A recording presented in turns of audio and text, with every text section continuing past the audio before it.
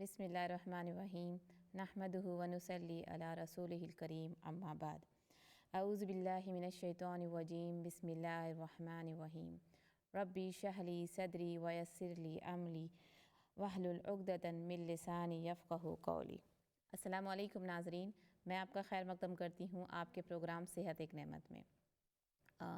Programme शुरू करने से पहले मैं आप सबका बहुत बहुत शुक्रिया अदा करती हूँ। बहुत बहुत जज़ाकल्लाह के आप लोग हमें कॉल करते हैं और हमारी हौसला अफजाई भी करते हैं, उसके लिए बहुत बहुत शुक्रिया आप सबका। तो इसी तरह आप हमें कॉल करते रहिए और हमारा अभी प्रोग्राम लाइव है तो आप हमें कॉल कर सकते हैं और हम आपका कॉल लेंगे और आपके सवालों का जवाब देंगे। नाज़रीन, वक्त की कमी की वजह से जो लास्ट एपिसोड था, जो लास्ट प्रोग्राम था, उसमें कुछ चंद सवालात रह गए थे, तो इंशाल्लाह मैं आज के प्रोग्राम में उनके सवालों का जवाब दूंगी। और इसके अलावा भी अगर आपके पास कोई सवाल है तो आप ज़रूर मुझे हम लोगों को कॉल करें और इंशाल्लाह हम आपका जवाब देने की कोशिश करेंगे। तो मैं सवाल से शुरू करती क्योंकि उस वक्त टाइम नहीं था और मेरा टाइम जा ही रहा था और ख़त्म ही होने वाला था, इतने में मुझे कॉल आ गए तो मैं आपके जवाबात नहीं दे पाई। तो जो हमारे लास्ट प्रोग्राम के जो कॉल थे उसमें से एक कॉलर थी जिनका नाम यास्मीन था और उन्होंने हमसे सवाल किया था कि जब वो रात को सो जाती है और जब सुबह उठती है तो उनके पैरों पे उंगलियों पे ब्लू हो जाती है, जैसे नीला रंग हो जाता है और बहुत ठंडे होते हैं। तो इनका जवाब मैंने बताया था कि आपको रात को आप जब सोए तो आप अपने जिस्म को गर्मी दे, आपको ठंडी बहुत लगती है, इस वजह से आपके हाथ पैर बहुत गर्म हो जाते हैं। तो मैंने आपसे कहा था कि विक्स का इस्तेमाल करें।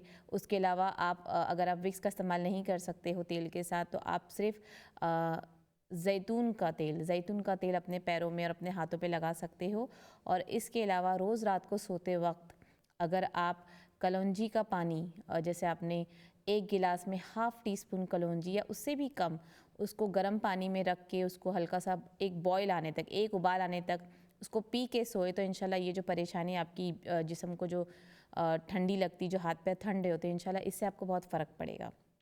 तो ये, और आपने कहा था कि जब आप सुबह उठते हैं तो आपके पैरों में जो निशान आ जाते हैं, काले हो या उंगलियों में ब्लू कलर के निशान आते हैं, मैं उसे नीला कलर कहूँगी क्योंकि अक्सर ये जो रगें, जो हमारी खून की जो रगें होती हैं, एक वक्त के बाद, एक उम्र के बाद असल में वो रगें पहले से ही हमारे जिस्म में जो फैली हुई रहती, जैसे जड़ें जो होती है, मैं जड़ें कहूँगी, जड़ें जो होती है वो फैली हुई होती है हमारे जिस्म में पूरी तरह से।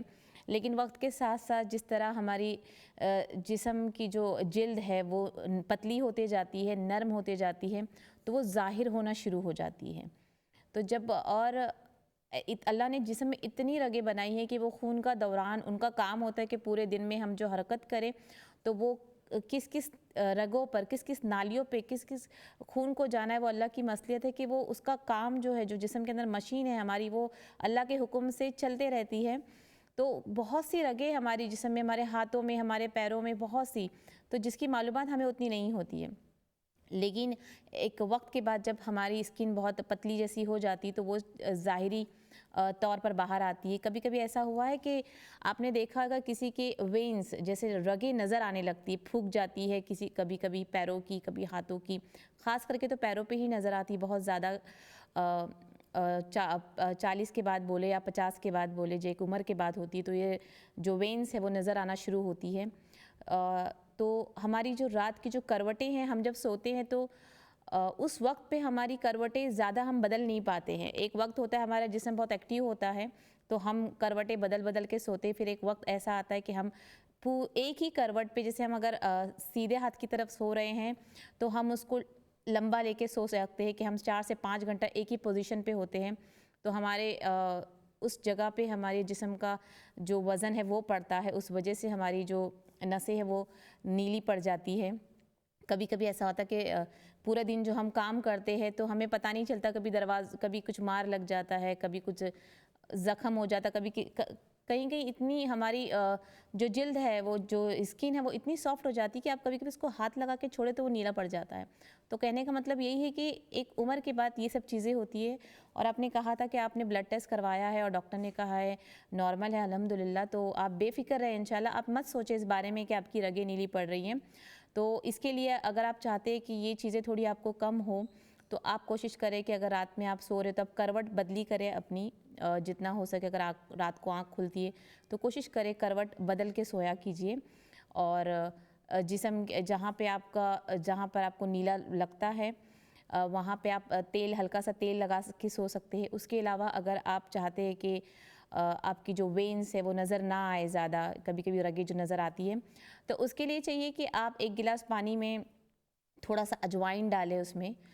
जैसे आपने हाफ़ टी स्पून अजवाइन डालना है 1 गिलास पानी में इसका, और एक तेज़ पत्ता डालें, एक हरी इलायची डालें, उसको गर्म करें और वो पी के सोएं। इंशाल्लाह इससे बहुत फ़र्क पड़ेगा। लेकिन अगर डॉक्टर ने आपसे कहा है कि कोई परेशानी नहीं है तो बिल्कुल फ़िक्र मत करें। स्ट्रेस की वजह से वो चीज़ आपको ज़्यादा नज़र आने लग जाएगी। आप उसको भूल जाए कि आपके हाथ या पैरों में कुछ हुआ या नीला नज़र आता है। 1 से 2 दिन आप ये कोशिश करें कि आप उसको नज़रअंदाज करें कि आपको कुछ हो रहा है। यकीन मानिए तीसरे चौथे दिन से आप बिल्कुल ध्यान नहीं दोगे कि आपको जो है नीले पड़ रहे हैं हाथ। तो इंशाल्लाह इससे आपको बहुत फ़र्क पड़ेगा। और ठंडे होने की बहुत सी वजह जब खून के दौरान बहुत स्लो हो जाती है जिस्म के अंदर, वहाँ तक नहीं पहुँच पाती जहाँ तक पहुँचना चाहिए, तो जिस्म में ठंडी कपकपी शुरू होती है। तो उसके लिए आप गर्म खाना खाएं, एकदम ज़्यादा भी नहीं, लेकिन गर्म से मतलब है कि थोड़े ड्राई फ्रूट्स आप अपने खुराक में शामिल करें। तलबीना बना के पी लिया कीजिए, यखनी बना के आप पिया कीजिए, चाहे वो बकरी का सूप हो, बकरी के गोश्त हो या हड्डियों का सूप हो, वो बहुत मुफीद है आपके लिए। और बस तेल लगा के सोने से बहुत फ़र्क पड़ता है। लेकिन इतना मैं बता दूं कि जब आप मोज़ों का इस्तेमाल करें रात को सोते वक्त, तो जब आप मोज़ों का इस्तेमाल करें तो अपने सर को, अपने कान को खुला रखें। ऐसा नहीं हो कि आपने मोज़ा भी पहना हो फिर अपने कान भी बन के, वो अच्छा नहीं, सेहत के लिए वो मुफीद नहीं होता है। तो कोशिश करें कि जब अपने पैरों पे आप मोज़ा पहने तो आप अपने दोनों कान है वो खुले रखें, सर को बांध के ना सोएं। तो इस बात का ध्यान रखें। इंशाल्लाह कुछ वक्त में आपकी जो कप हाथ पैर जो ठंडा होता है इंशाल्लाह वो नहीं होगा। नाज़रीन, हमारा जो बाकी का दूसरा सवाल था वो ये था कि इनको मैदे का अल्सर है और इनके मुंह गले में बहुत ज़्यादा छाले हैं और इनको शुगर भी है और बीपी भी है। और इन्होंने ये भी सवाल किया है कि क्या ये अलसी खा सकते हैं। नाज़रीन देखिए, आपके सवाल कभी कभी एक से ज़ायद होते हैं, तो आप कोशिश करें कि आप मुझे 1 से 2 सवाल पूछें, तो उसका जवाब मैं इत्मीनान से और बहुत आराम से मैं दूंगी। क्योंकि कभी कभी कन्फ्यूजन हो जाती कि हम एक ही सवाल में इतने सारे उसमें, जैसे इन्होंने कहा है बीपी भी है, कोलेस्ट्रॉल है, शुगर है, फिर इनको अल्सर है, तो थोड़ी मुश्किल समझ में नहीं आता है कि हम क्या खाने बोले और क्या नहीं नुस्खा बताए। तो थोड़ा सा आप ध्यान रखें कि जब सवाल पूछे मुझसे तो 1 से 2 चीज़ अगर आप मुझसे पूछे तो मेरे लिए बहुत आसानी होगी कि मैं आपको बहुत अच्छे से इंशाल्लाह एक्सप्लेन करूं उस चीज़ के लिए। लेकिन हाँ, आपने बहुत अच्छा किया कि आपने मुझे इसमें ये बताया कि आपको शुगर और बीपी भी है, तो वो हिसाब से मैं आपको इंशाल्लाह नुस्खा बताऊँगी। तो देखिए, मैदे के अल्सर की तो बहुत वजूहात होती है। गैस्ट्रिक प्रॉब्लम भी बहुत ज़्यादा होती है। किसी किसी को कॉन्स्टिपेशन की वजह से मैदे में अल्सर हो जाता है। बहुत ज़्यादा तीखा चटपटा खाने से, तेल की चीज़ें खाने से, उन चीज़ों से भी होता है। कभी कभी स्ट्रेस की वजह से भी अल्सर में इजाफा हो जाता है। तो ये सब चीज़ें इसकी वजूहात होती है। अल्सर को ठीक करने के लिए बहुत है कि आप बहुत ज़्यादा पानी पिया कीजिए। और जब आप पानी पिए तो तुख में बलंगा, जो काली बींस होती जिसको सब्ज़ा भी कहते हैं, उसका इस्तेमाल अपने पानी में, सादा पानी ना पी के सिर्फ इस बींस को जब वो आप पानी में उसको भिगाओगे तो ये फूक जाती है। बींस है जो तुक बलंगा है, वो तुक में रिहान भी कहते हैं इसे, तो ये फूक जाती है। ये चिया सीड नहीं होती है। देखिए, चिया सीड अलग है और ये तुख में मलंगा ये अलग, ये 2 डिफरेंट चीज़ है, 2 अलग सीड्स है बिल्कुल। तो मैं चिया सीड की बात नहीं कर रही हूँ, मैं तुक में मलंगा की बात कर रही हूँ। तो इसको आप पहले से ही फुगा के, जैसे पूरा दिन आपको पानी पीना है तो आप उसको पहले से ही सुबह सुबह उसको 2-3 चम्मच आपने उसको भिगा देना है। जब भी आप पानी पिए तो 1 चम्मच या 2 चम्मच उसमें से लेकर आप अपने पानी में डालें। देखिए, अल्सर का सबसे बेहतरीन इलाज है पानी पीना। यहाँ तक कि नारियल का पानी, अगर आप सिर्फ नारियल का पानी का भी इस्तेमाल करें, लेकिन आपने कहा आपको शुगर है, लेकिन अगर आप कर सकती है तो हफ्ते में 1 बार अगर सुबह निहार मुँह अगर आप फ्रेश नारियल का इस्तेमाल, उसका पानी का इस्तेमाल करें, ये भी बहुत मुफीद है पेट के अल्सर के लिए। मैं बता रही हूँ, ज़ीरे का पानी बहुत मुफीद है। मुझे पता है अल्सर एक ऐसा है कि आपके खाना खाने के बाद भी आपके पेट में दर्द शुरू हो जाता है, या कभी कभी खाली पेट रहने से भी दर्द शुरू हो जाता है, तो इन सब के लिए ज़ीरे का पानी बहुत मुफीद है। तो मैं ये सब पानी है जो आपको पीना है। और कोलेस्ट्रॉल और जी हाँ, बिल्कुल अलसी आप ले सकते हैं, लेकिन क्योंकि आपके अब जैसे मैंने कहा अलसी ना तो बहुत ज़्यादा गर्म है और ना मैं उसको बहुत ज़्यादा ठंडा बोलूँगी, ये एवरेज पर होती है, लेकिन यहाँ के मौसम के हिसाब से हम इसको बेशक ले सकते हैं। रोज़ाना हाफ़ टी स्पून बिल्कुल नुकसान नहीं है आपके जिस्म में। और एक क्योंकि इसमें ओमेगा 3 होता है जो हमारे जिस्म के लिए बहुत ज़रूरी होता है, हमारे दिमाग के लिए फ़ाइबर होता है, तो आप इसका इस्तेमाल कर सकती, बेशक इसका इस्तेमाल कर सकते हैं आप। लेकिन आप इसका इस्तेमाल इस तरह करें कि आप 1 चम्मच जैसे आपने हाफ़ टी स्पून लेना है, रात को उसको 1 गिलास पानी में भिगा देना है अलसी को, और इसको सुबह उठकर आपको अलसी भी चबा के खाना है और पानी भी इसका इस्तेमाल करना है।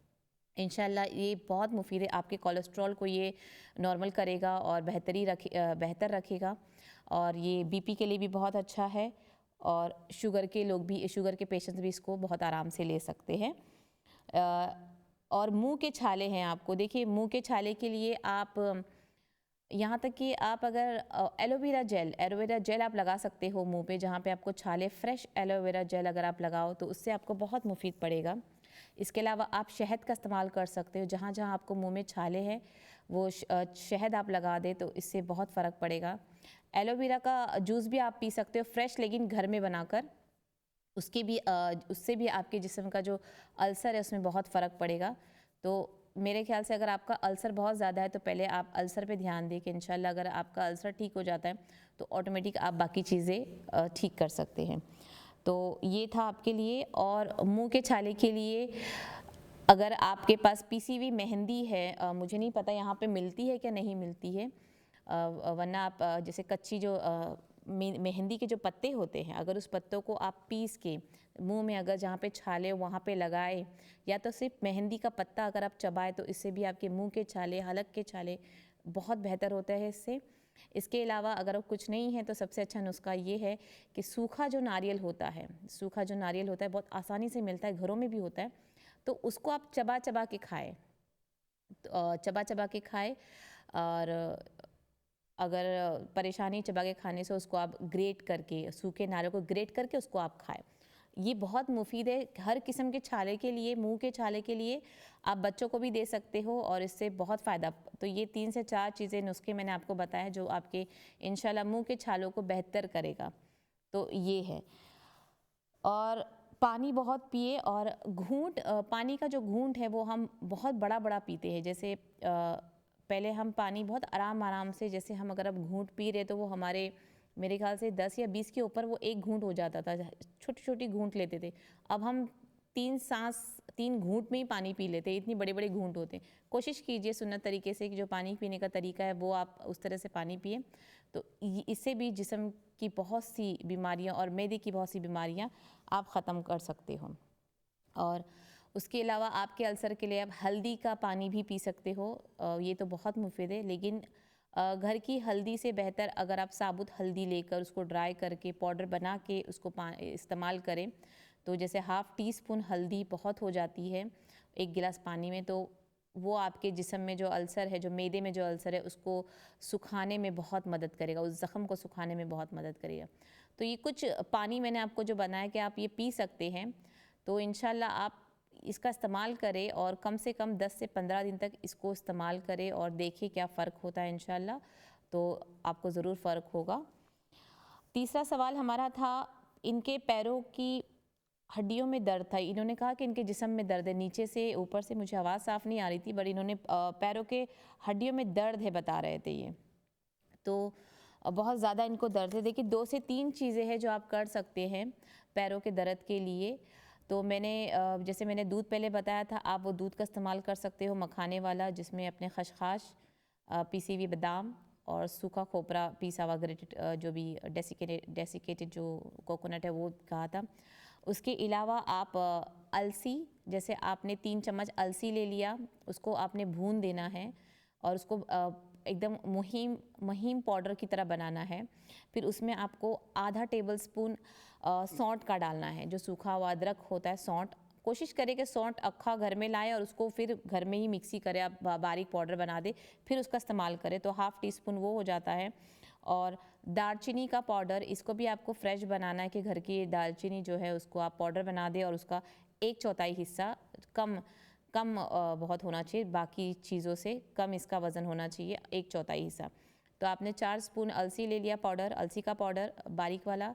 उसके बाद आपने हाफ़ टेबल स्पून लिया सौंठ, 1/4 आपने लिया दालचीनी और हाफ़ स्पून आपने लेना है हल्दी, वही साबुत हल्दी जिसको आपने घर में पीस के बनाना है। इस सब को पाउडर को मिक्स करना है और इसका इस्तेमाल आपको करना है रात को 1 गिलास दूध में।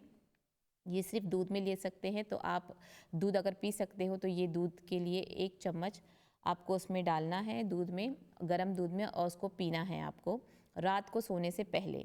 तो इसका इस्तेमाल करें इंशाल्लाह। इससे आपको जो दर्द आप बता रहे हो ये बहुत मुफीद है, क्योंकि सौंठ भी दर्द के लिए बहुत अच्छा है, हल्दी बहुत मुफीद होता है दर्द के लिए, अलसी तो हर दर्द के लिए मैंने कहा है कि अलसी जो होती है, अगर आपके जिस्म में बहुत सी दर्द हो, वीकनेस हो, क्योंकि ओमेगा 3 बहुत कम चीज़ों में पाई जाती है, जैसे सैल्मन फ़िश है, मच्छी है, अखरोट है, और उसमें अलसी भी आती है, और 2-3 सी फूड्स होते हैं उसमें आती है। तो सोचिए आप, अलसी बहुत मुफीद है, तो आप इसका इस्तेमाल कर सकते हैं। हाफ़ टी स्पून या 1 टीस्पून रोज़ पिए, या हफ्ते में 3 बार, मैंने कहा था हफ्ते में 3 बार आप इस्तेमाल कीजिए। ये हर जो भी बीमारी है इसके लिए बहुत मुफीद होता है, तो आप इसका इस्तेमाल ज़रूर करें। तो ये होता है। और उसके अलावा अगर आप 1 गिलास दूध में, जैसे आपने आधा कप दूध लिया और 1/4 आपने पानी ले लिया, उसको मिक्स करा, और दालचीनी का पाउडर, जैसे हाफ़ टी स्पून दालचीनी पाउडर, उसको दूध में अच्छा गर्म किया, अच्छा है, उसको आपको हिला के मिक्स करके आपको उसको गर्म करना है, बॉईल करना है हल्का सा। जब वो गाढ़ा हो जाए तो आप इसका इस्तेमाल करें, ये भी आपके दर्द के लिए बहुत मुफीद होगा। तो ये 2-3 चीज़ है जो आपके लिए बहुत मुफीद है, तो आप इसका इस्तेमाल इंशाल्लाह करें। और मैंने जो लास्ट एपिसोड में आपको दूध बताया था मखाने वाला, ये तो बहुत ही मुफीद है। तो जिस्म के सब दर्द के लिए, जितने भी दर्द हैं उन सब दर्द के लिए ये चीज़ें बहुत मुफीद होती, बल्कि और बहुत से नुस्खे हैं, मेथी का दाना और बहुत सी चीज़ें, लेकिन फ़िलहाल के लिए ये आपके लिए स्पेशली जो आपने दर्द बताया है उसके लिए बहुत मुफीद है। और मैंने फ्लैक्स सीड का, इन्होंने जो मुझे सवाल पूछा था कि ये गर्म होता है या नहीं, तो मैंने आपसे कहा ये एवरेज पे होता है, ना बहुत ज़्यादा गर्म इसकी तासीर होती है, ना ठंडी तासीर होती है, पर ये इतना है कि आप उसको रोज़ भी ले सकते हैं, क्योंकि यहाँ के ममालिक के, मैं यहाँ के हिसाब से बता रही हूँ। लेकिन अगर गर्म ममालिक हो तो देखिए मेथी भी बहुत गर्म होती है उसकी तासीर, लेकिन वो आपके लेने के ऊपर है कि आप क्या हिसाब से, किस क्वांटिटी में आप उसको ले रहे हो। तो कोशिश करें, कोई भी चीज़ आप शुरुआत जब करते हो, किसी भी नुस्खे का आप शुरुआत करते हो, और आपके दिमाग में ये चीज़ पहले ही होती कि आप वो अपने घर में सुने होते हैं, सुनी सुनाई बातें होती हैं कि ये जिस्म के लिए बहुत गर्म होता है, इसको सोच समझ के खाना चाहिए, तो वो दिमाग में हमारे होते। तो देखिए वेदर जिस जगह का, जिन मुल्कों का, जिन ममालिकों का वेदर गर्म होता है, उस हिसाब से हम खुराक अपनी कम या ज़्यादा कर सकते हैं। तो ये चीज़ें इतनी भी गर्म नहीं होती कि जो हमारे जिस्म में नुकसान पहुंचाएगी, लेकिन हाँ, आप इसको हाफ़ टी स्पून से 1 टीस्पून बेशक ले सकते हैं, इसमें कोई नुकसान नहीं है। तो आप ये इंशाल्लाह लीजिए और आप हमें कॉल करें, हम इंशाल्लाह आपके सवालों का जवाब देंगे। जो मेरा लास्ट एपिसोड था, जो प्रोग्राम था, उसमें मैंने आपको कुछ शहद के फ़वाइद बताए थे, तो उम्मीद करती हूँ कि आप सबको बहुत पसंद आया होगा। तो शहद के फ़वाइद थे, तो मैंने सोचा आज थोड़ा मैं ज़ीरे पे जाती हूँ, क्योंकि ज़ीरा एक ऐसी चीज़ है हमारे घर के अंदर ही कि हमें नहीं पता होता है, हम उसको सिर्फ बघारने में यूज़ करते हैं, या फिर हम उसको पकौड़े में डाल दो, या फिर हम उसको अपने चाट में इस्तेमाल करते हैं। लेकिन यकीन माने, ज़ीरा जो ग़िज़ाइयत रखता है, जो उसकी ख़ासियत है, जो उसकी ख़ूबियाँ हैं, वो बहुत ही आला तरीन होती है और बहुत ही फ़ायदेमंद होती है। अगर हमको ज़ीरे की पहचान हो तो, कि ज़ीरा सिर्फ हमारे खानों को ही नहीं बेहतरीन करता है, खुशबू ही नहीं देता है, बल्कि आप अपने जिस्म की बहुत सी दर्द से परेशान हो तो उससे निजात पा सकते हो। तो इसमें प्रोटीन और आयरन भी की मिकदार भी बहुत ज़्यादा होती है, तो ये बहुत मुफीद होता है। जैसे मैंने आपसे कहा है कि पेट के दर्द के लिए आपके, और ये कोलेस्ट्रॉल वगैरह के लिए भी बहुत मुफीद होता है। उसके अलावा इसका इस्तेमाल से जो हमारा हाजमा है वो बेहतर है, निज़ाम हाजमा वो बेहतर होता है। तो देखिए, अगर आपको शिकायत है कि आपका हाजमा सही नहीं है, तो आप ज़ीरे का इस्तेमाल कर सकते हैं। ज़ीरे का पानी का इस्तेमाल कर सकते हो। और पेट में अगर बहुत ज़्यादा आपके दर्द है तो इसका पानी बना के आप पी सकते हो। ये दूध में भी इस्तेमाल करके पिया जा सकता है और ये पानी में भी पिया जा सकता है। तो ये आपके ऊपर है कि आप, और अभी तो ये है कि जिनको वेट कम करना है वो उसका भी इस्तेमाल करते हैं कि ये भून के 2-3 चीज़ें मिक्स होती है इसमें, तो उसका भी इस्तेमाल किया जा रहा है। तो ये बहुत मुफीद होते हैं। और इसके बाकायदा इस्तेमाल से खून में जो फासिद मादे होते हैं उसको साफ़ करने में भी मदद होता है। तो सोचिए आप इसका फ़ायदा कितना है। तो एक ज़ीरे से आप अपने जिस्म की कितनी बीमारियों को ख़त्म कर सकते हो, बशर्त ये है कि आप उसको रोज़ाना भी ले सकते हो। और इसकी तासीर भी ठंडी होती है, इतनी गर्म नहीं होती है, ये एवरेज पे होती है। इसको ठंडी ही बोलेंगे हम लोग। तो ये गर्म तासीर इतनी नहीं होती है, तो ये भी एवरेज की तासीर होती है, ना ज़्यादा गर्म ना ज़्यादा ठंडा। तो ये होता है। और जिगर को साफ़ रखने में भी इसका इस्तेमाल इंतहाई मुफीद है। तो सोचिए आपके जिगर को भी साफ़ करता है ये ज़ीरे का पानी हो, तो इसका इस्तेमाल आप करें। नाजरीन, एक कॉल है, इंशाल्लाह इस कॉल के बाद मैं अपनी ज़ीरे की बात पूरी करती हूँ। अस्सलाम वालेकुम। अस्सलाम वालेकुम, क्या है बहन, ठीक है? जी अल्हम्दुलिल्लाह मैं ठीक हूँ, आप सुनाएं। शुक्र है। बस एक वीक हो गए तकरीबन, बहुत ज़्यादा मुझे मेरा गला ख़राब था, खांसी थी, तो वो ठीक नहीं हो रहा। मैंने बहुत किया, एंटीबायोटिक भी यूज़ की है, बाकी जितने कोई हर्ब शर्ब है वो भी यूज़ करती हूँ।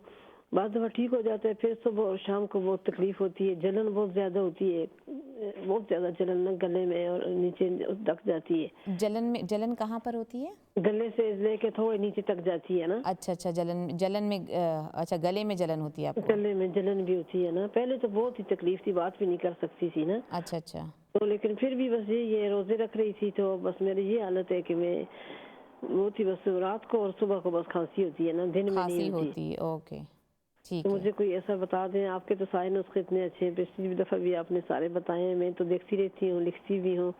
जी बहुत बहुत शुक्रिया। चलिए इंशाल्लाह मैं आपको बताती हूँ। बहुत बहुत जज़ाकल्लाह शुक्रिया जी। आपका। जी आमीन। मैं ये ज़ीरे का जो मैं फ़ायदे हैं वो मैं इंशाल्लाह बता के फिर मैं उस सवाल के जवाब पे मैं जाती हूँ। तो ये जिगर को साफ़ रखने में इसका इस्तेमाल इंतहाई कारआमद होता है। तो देखिए जिनको जिगर की परेशानी है तो उसके लिए भी आप ज़ीरे का पानी आप सुबह निहार मुँह पी सकते हो। ज़ीरे के पानी के लिए भी जैसे आपने 1 गिलास पानी में 1 टीस्पून आपने ज़ीरा लेना है, उसको रात भर भिगा दें, सुबह उसको एक बॉयल दे दे, एक उबाल दे दे और फिर उसका इस्तेमाल करें। ज़ीरा को छानना नहीं है, आपको ज़ीरे के साथ ही पानी पीना है। वो चबा लेंगे तो आप और बेहतर है। अगर आपको नहीं चबाना है तो आप छान के भी पी सकते, कोई परेशानी नहीं है। तो ये आप सोचिए एक घर के किचन में रखा हुआ एक मसाला, जो साबुत मसाला बोलते हैं हम जिसको, कितना मुफीद है। तो ये वही चीज़ें हैं जो हमारी दादा परदादा मेरे ख्याल से इनका इस्तेमाल जो करते थे घरेलू नुस्ख़ों से, तो ये कितना मुफीद है। और मुझे बहुत खुशी हो रही है कि हम आज वहाँ पे फिर आ गए हैं कि हम अपने घर के नुस्ख़ों को इस्तेमाल कर रहे हैं माशाल्लाह, और अल्हम्दुलिल्लाह बहुत फ़र्क हो रहा है। हम जहाँ पे हमारा छूटा था हम वहीं पर आ गए हैं। नाज़रीन, मेरे ब्रेक का वक्त हो गया है, इंशाल्लाह मैं ब्रेक के बाद अपनी बात को पूरी करूँगी। अस्सलामु अलैकुम वरहमतुल्लाहि।